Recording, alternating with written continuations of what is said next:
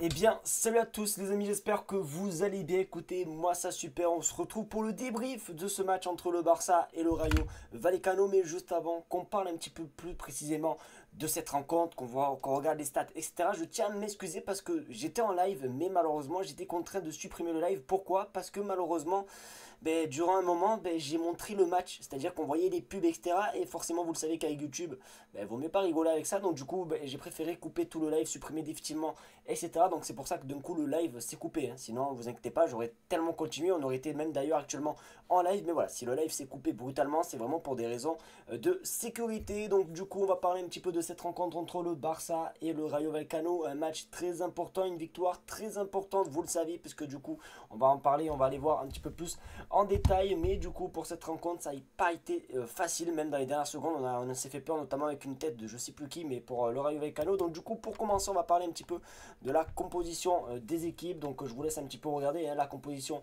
des équipes. Dans l'ensemble, vraiment très beau match. Même Szczęsny nous a fait un moment double parade juste exceptionnel. Lewandowski qui marque son but, voilà, bon, sur penalty, hein, pour pas trop changer. Donc voilà, un match plutôt quand même assez intéressant. Moi, le truc quand même qui est à noter et qui m'a insupporté, on va le voir un petit peu plus en détail, je l'espère si j'y arrive, parce que c'est vrai que ce site FautMob est vraiment plutôt pas mal, mais des fois je m'y perds tout seul. Donc voilà, donc je crois qu'on va aller dans Stats et tout simplement vous allez pouvoir voir tout simplement que le Barça, nombre de tirs, c'est quand même 14 et on a quand même pas mal croqué, hein. Il y a notamment un piqué loupé de la part de Rafinha. Il y a tellement eu tellement de frappes, vraiment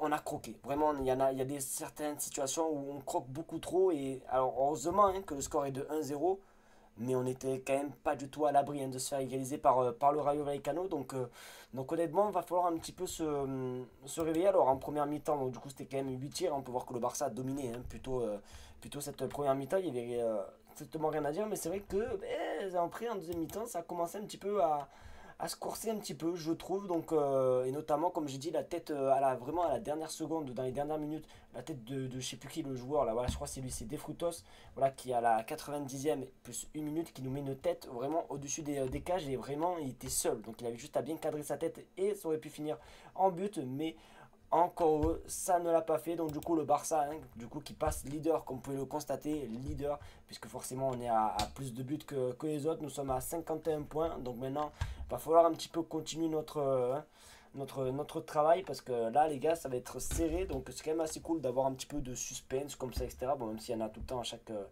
chaque saison. Mais voilà, en tout cas, le Barça passe premier, c'est quand même assez cool. Ensuite, qu'est-ce qu'on peut noter, qu'est-ce qu'on peut dire concernant cette rencontre? C'est aussi une belle entrée, je trouve, de la part de Daniel Olmo. Daniel Olmo, les gars, je vous jure, c'est contrôle orienté. Il m'a régalé. Il y en a notamment un où là, il a failli marquer un but, malheureusement le gardien le prend bien.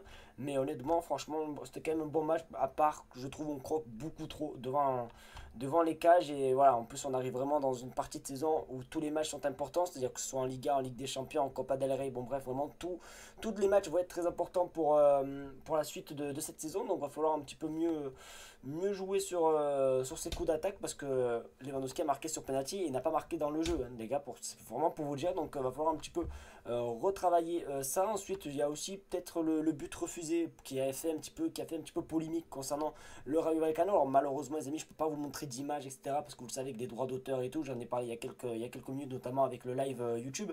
Mais sur le but refusé, on voit bien que c'est, alors je sais plus son nom, si c'est Nketa ou pas, je suis pas sûr, mais qui bloque simplement, qui bloque Inigo Martinez. Et d'ailleurs il était hors jeu, donc sur le fait, je crois que en fait, puisqu'il bloque Inigo Martinez, ça empêche. Bon bref, voilà, c'est d'ailleurs pour ça, et ça a été bien vérifié par la VAR, vous pouvez regarder sur Twitter, etc. Le but devait être annulé, il a été annulé. Donc arbitre juste concernant cette rencontre. Donc voilà, au moins ça c'est dit, parce que je pense que dans les commentaires il va peut-être avoir des Madrilènes ou d'autres supporters qui vont nous attaquer par rapport à cette décision arbitrale, pardon. Mais en tout cas la décision était plutôt bonne. Donc n'hésitez pas à vous à me dire ce que vous avez pensé, les amis, de ce match. Et encore désolé pour ce live qui a été coupé, vraiment les gars, je voulais pas de base le couper, mais malheureusement j'étais contraint, voilà, par rapport aux droits d'auteur. Donc du coup vraiment désolé pour ça. En tout cas, n'hésitez vraiment pas à tout m'écrire dans les commentaires par rapport à cette rencontre. En tout cas, je prends énormément de plaisir à vous tourner ce genre de vidéo pour changer un petit peu, pourquoi pas. Donc vraiment encore un grand merci à vous. Sur ce, je vous laisse tranquille, passez une bonne fin de soirée et on se dit à demain pour une vidéo actualité. Ciao les gars.